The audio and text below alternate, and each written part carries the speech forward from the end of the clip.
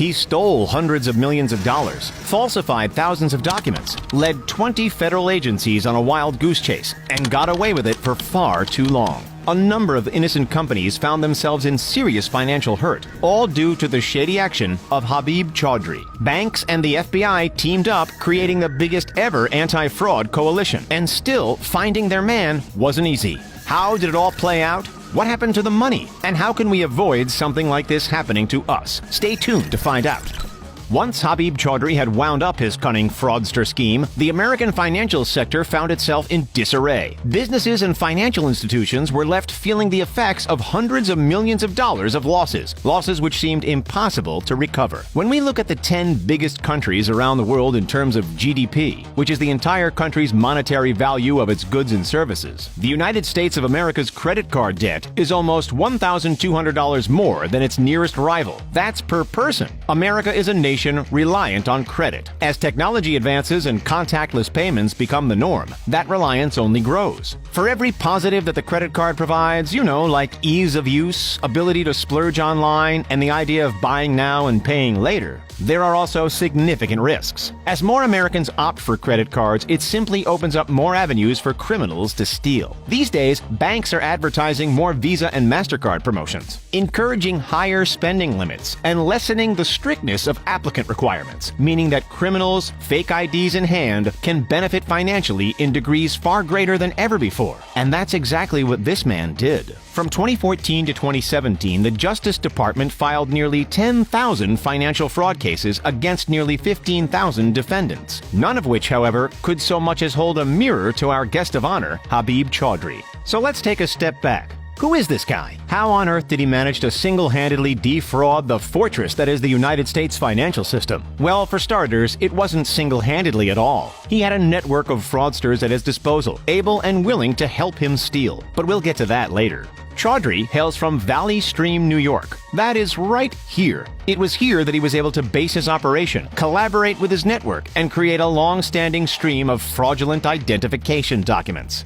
Those documents were a key pillar in creating one of the most successful credit card fraud schemes in American history. All up, the operation caused more than $200 million in confirmed losses to businesses and financial institutions across the country. And who knows how many more millions that weren't officially accounted for. To steal that much cash, well, actually it wasn't cash, it was credit. That's the whole point. To steal that much credit would have required an elaborate portfolio of fake documents and real addresses. But like we said, Chaudhry wasn't the only one involved. He worked in tandem with the likes of Tahir Lodhi, Babar Qureshi, Ijaz Butt, and plenty of others. 22 people in total, 19 of which pleaded guilty before Chaudhry was found. They got away with it for much longer than anyone could have expected. But how? What kind of plan could have been so foolproof to have sent the FBI into disarray? We'll tell you.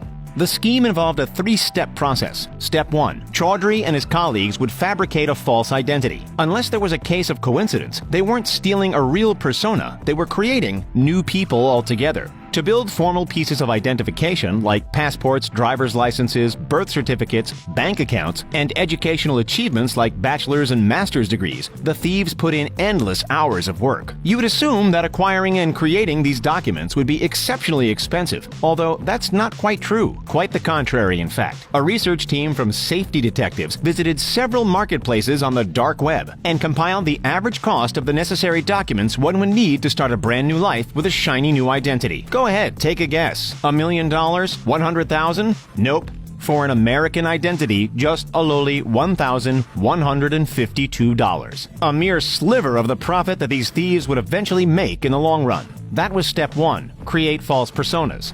Then came step 2, using the personas to formulate a credit profile with the major credit bureaus. If, say, they'd made up a new person by the name of John Smith, then one of the fraudsters, acting as John Smith, would provide all the necessary information to a credit bureau in order to establish a strong, trustworthy credit score. Finally, step 3. They would use these credit profiles, which showed positive, albeit bogus information, to open up bank accounts and sign up for credit cards or take out loans. Either way, they'd borrow or spend as much as they humanly could before the bank caught wind that there was 0% chance that the debt was ever going to be repaid. In most situations, if you overspend on your credit card or don't pay back your loan, then the bank comes a-knockin'. But since the fraudsters were spending money on behalf of people who didn't exist, there was no way for the fake John Smith to be chased down. By the time one account had been closed for overspending and lack of repayments, several others were being opened and exploited. There was one crucial piece of information that couldn't be faked: addresses. But remember, we were dealing with forward-thinking, not run-of-the-mill snatch-and-grab style thieves. Chaudhry and his co-conspirators maintained more than 1,800 houses, apartments, and post office boxes across the country, which they referred to as their drop addresses. Each of these mailing addresses corresponded with a false identity and would receive documents and credit cards sent out by the institutions. With this detailed plan in effect, Chaudhry's team successfully fabricated over 7,000 fake identities, which allowed access to tens of thousands of credit cards. With 19 people pleading guilty,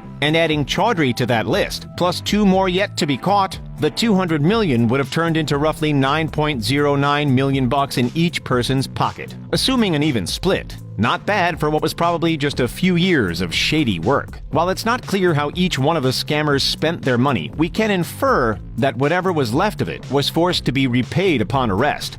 The man at the center of it all would have had more chance to spend than any of the others, because after the rest of the gang was convicted in 2013, Habib Chaudhry remained a fugitive for the better part of 4 years. Despite being charged for his role in the scam, Chaudhry was nowhere to be found. The FBI hasn't revealed the intricate details of how they caught the scammers. What we do know, however, is that postal inspectors with the U.S. Postal Inspection Service played a helpful role. Perhaps one of the thousands of fake documents caught the eye of a keen investigator, or perhaps the thieves were met with undercover agents at one of their drop locations. Either way, their actions proved a need for the American government to create one of the biggest task forces in the nation's financial crime history. Obama's Financial Fraud Enforcement Task Force was made up of more than 20 federal agencies, 94 U.S. attorneys' offices, as well as state and local partners. Together, they were able to uncover most of the answers. Although there was one question that kept the elite task force scratching their heads: where on earth was Habib Chaudhry hiding? They might never have achieved a clear-cut answer, but they don't need one, because Chaudhry gave himself up in January 2017, after nearly 4 years on the run.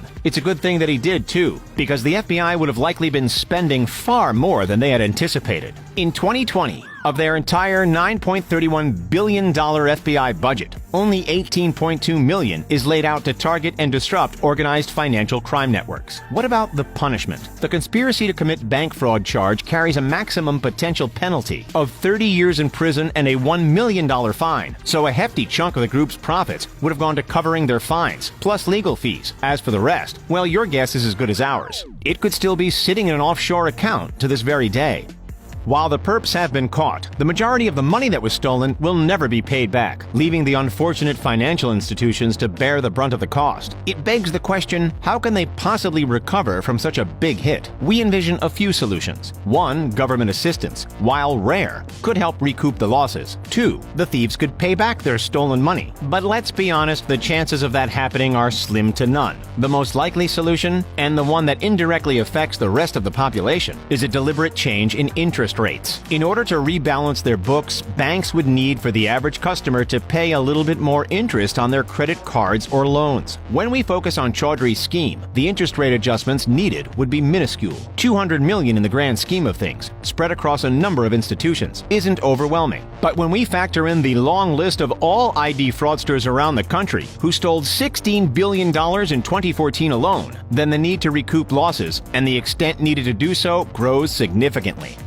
Fraud takes many dimensions, not just creating new fake identities, but stealing the identities of reliable, innocent, everyday people just like you. Whether we like it or not, we're all at serious risk. As technology has advanced, so has the fraudster's toolkit. Hackers who target businesses and steal customers' credit card information have risen tenfold in recent years. And since many of us regularly opt for cards instead of cash, we don't often notice a few stray transactions on an account statement full of online spending. So what exactly can we do about it? How can we stop criminals like these from stealing our money and our identity? For starters, you could refrain from digital transactions altogether and revert back to cash as your main form of payment. But what about online purchasing, you ask? Easy fix. Prepaid Visas and gift cards. If that's a little too drastic of a change, you can still set limits on your credit account and simultaneously ensure to regularly check your balances. Furthermore, change your passwords once in a while, just to be sure that nothing shady is afoot. If you're withdrawing from an ATM,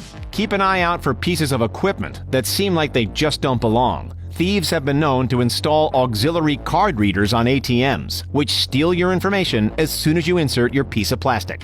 Have you ever been a victim of a credit card fraud or an identity theft? Have you ever had something stolen from you?